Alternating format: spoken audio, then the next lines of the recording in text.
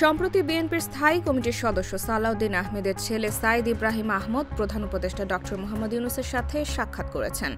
সাইদ ইব্রাহিম ড. ইউনূসের সাথে তোলা 5টি ছবি ফেসবুকে আপলোড করে ক্যাপশনে ড. ইউনূস ও গ্রামীণ ব্যাংক নিয়ে প্রশংসাসূচক কিছু কথা লেখেন।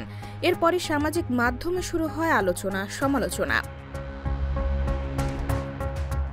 সাইদ ইব্রাহিমের পোস্টে প্রতিক্রিয়ায় গণমাধ্যম কর্মী আসিফ সোহান তার ফেসবুক প্রোফাইলে লেখেন, সালাউদ্দিন আহমেদের ছেলে একাধারে এস আলম গ্রুপ ও সালমান এফ রহমানের বেক্সিমকোর হেড অফিসের দায়িত্ব পালন করছেন।